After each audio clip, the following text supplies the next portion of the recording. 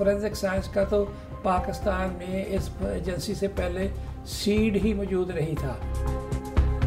अब चूँकि कोर्ट्स को पता चल गया है कि ये फिजिकल एविडेंस क्या होती है, फोरेंसिक क्या है, they always demand, actually high court, supreme court, they always demand PFSA report. मेरा नाम डॉक्टर मोहम्मद अशरफ ताहिर है। 2011 से I am the director general for this agency. मैंने 37 साल अमेरिका में काम किया है। I can not recall a single case वहाँ कभी कोई आई विटनेस की बात करता होगा। Everything is done by physical evidence.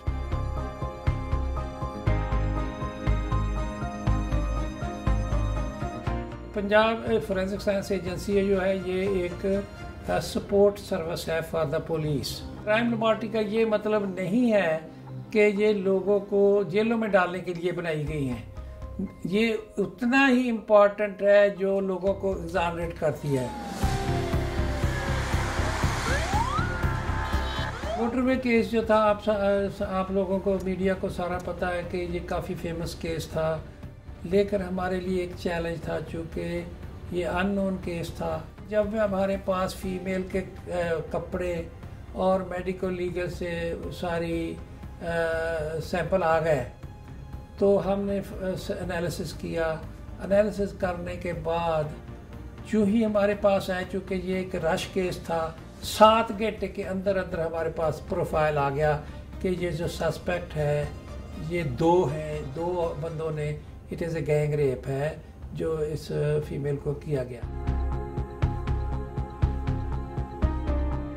ये हमारा पॉलीग्राफ सेक्शन है जी, इसको लाइट डिटेक्शन कहते हैं। 40% पीपल हमारे पास कन्फेस कर जाते हैं। जब आप झूठ बोलते हैं ना, उस वक्त बॉडी टेम्परेचर राइजेस। अच्छा, वेरी मिनिमम, आपको नहीं पता चलता, वो मशीन डिटेक्ट करती है। सीना आता है, फिर ब्रेन एक्टिविटी है, हार्ट की है, वो सारा जैसे ECG नहीं करते यहाँ पे, तो ये ऐसे चार्ट पे आता है। फिर ये खुद इंटरव्यू पे भी देखते हैं। सिर्फ पुलिस की कॉल पे जाएंगे, आम शहरी जो है वो हमें नहीं बुला सकता, ना हम जाएंगे। ज़्यादा से ज़्यादा जो हमारा टाइम लगता है 1.5 घंटे तक हम क्राइम सीन पे पहुंच जाते हैं। हमारे साइंटिस्ट उसको क्राइम सीन को पूरी तरह प्रोसेस करते हैं, लोगों का इंटरव्यू करते हैं, एविडेंस कलेक्ट करते हैं, एविडेंस को सील करते हैं और टेम्पर प्रूफ सील होती है। चेन ऑफ कस्टडी बनाते हैं, चेन ऑफ कस्टडी बना के वो चेन ऑफ कस्टडी पे पुलिस को रिसीव कराते हैं। फिर पुलिस रिसीव करने के बाद हमारे पास लेके आती है। वो चूँकि हमारी उसके सील लग गई है, अगर किसी ने टेम्पर किया तो वी वुड नो दैट। इस बिल्डिंग के अंदर 14 मुख्तलिफ लैब्स हैं, हर एक का अपना अपना फंक्शन है। तो एविडेंस जब आती है तो वो जो रिसीवर्स हैं वो आगे रेलेवेंट सेक्शन में ले जाते हैं और जो एविडेंस हमारे पास आती है उसका पोर्शन हम रखते हैं अपनी एजेंसी में। 35 साल तक हम वो यहाँ पे रखेंगे फॉर री analysis.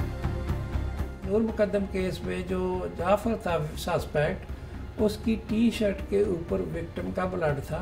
That is very good, क्योंकि victim blood is on the shirt. और नाइफ जो था, जो मर्डर वेपन था, उसके ऊपर विक्टिम का ब्लड था जो इससे रिकवर हुआ।